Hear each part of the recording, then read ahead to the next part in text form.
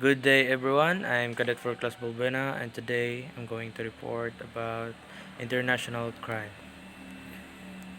And this is our objectives. The first one is to understand what is international crime. The second one is to know the different examples of international crime. How do we define international crime?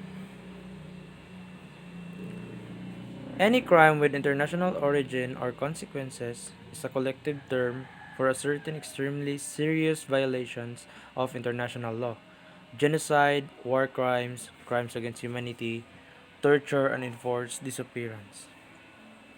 A crime that involved direct individual criminal responsibility under international law.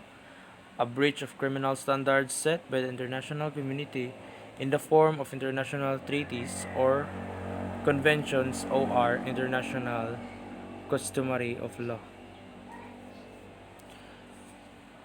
ICL outlines four main categories of international crimes, namely genocide, crime against humanity, war crimes, and crime of aggression.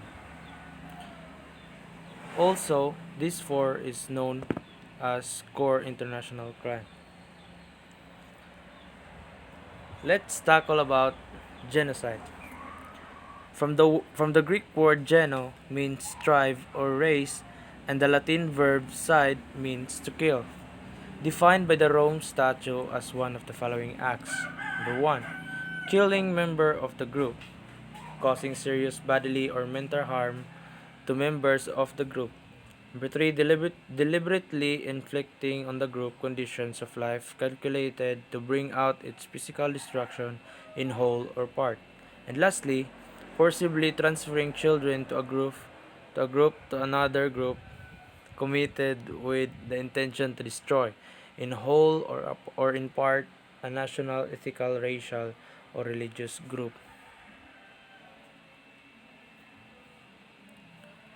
Genocide is essentially considered an attack upon human diversity, the deliberate killing of a large number of people from a particular nation or ethnic group. So, genocide is all about killing a particular group of people or race, which also aims to destroy such group or nation. Let's proceed to the next one. The second one is crime against humanity. Are identified by the Article 7 of Rome Statute, which contains their most comprehensive modern treaty codification as following acts. Number 1, murder. Number 2, extermination. Number 3, enslavement. Number 4, deportation of forcible transfer of population. Number 5, torture.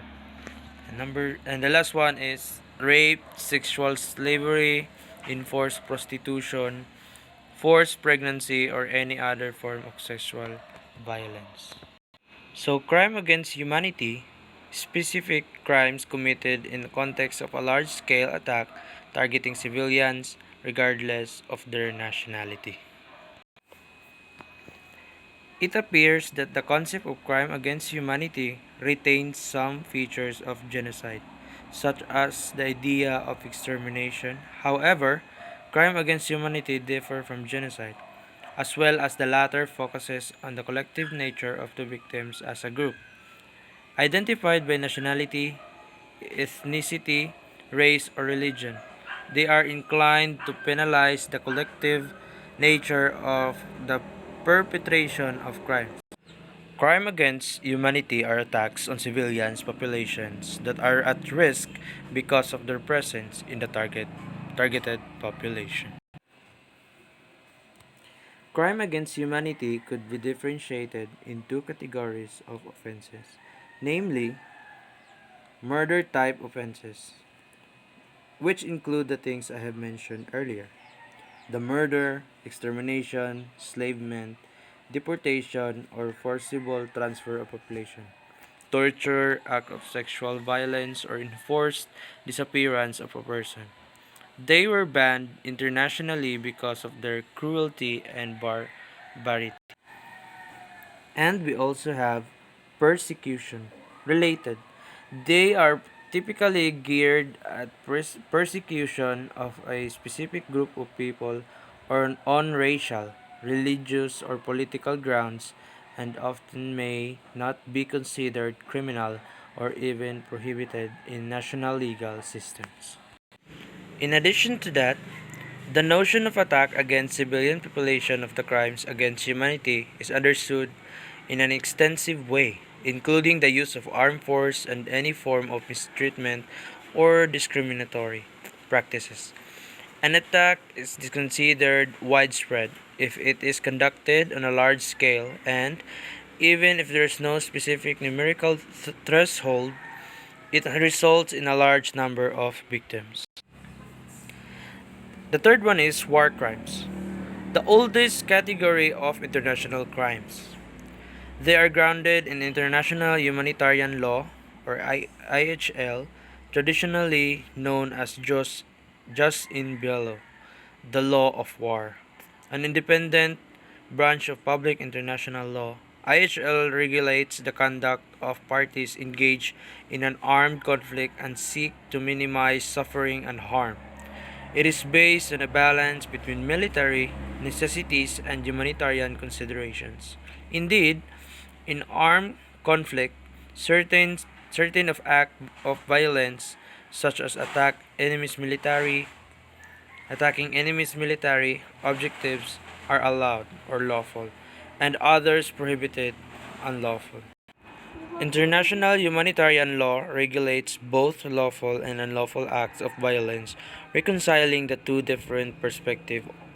On one side, the humanitarian commitment to prevent or mitigate suffering. On the other hand, the pragmatic warfare necessity of overcoming the enemy. War crimes includes grave breaches of Geneva Conventions such as willful killing or causing great suffering or serious injury to body or health. Examples of war crimes are plundering, rape, and summarily executing civilians or prisoners of war, crimes committed during wartime. And the last one of our examples of different examples of international crime is crime of aggression. Aggression is one of the most controversial crimes in international criminal law. Likewise, war crimes, it is essential connected to armed violence. Still, aggression does not involve a breach of the jus in bello, but a criminalization of certain forms of recourse to force just ad bellum. Aggression is usually defined as the most serious and dangerous form of illegal use of force by a state against the sovereignty, territorial integrity, or political independence of another state.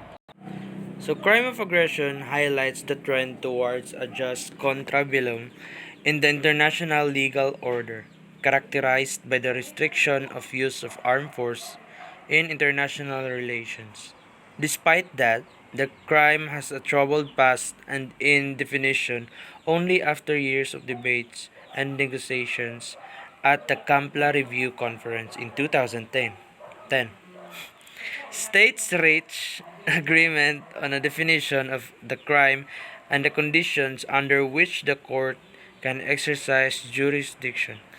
The new definition identifies as crime of aggression the planning, preparation, initiation of execution by a person in a position effectively to exercise control over or to direct the political or military action of a state, of an act of aggression which, by its character, gravity, and scale, constitute and manifest violation of the character of the Charter of the United Nations. Thank you for listening, and that's the end of my report. Thank you.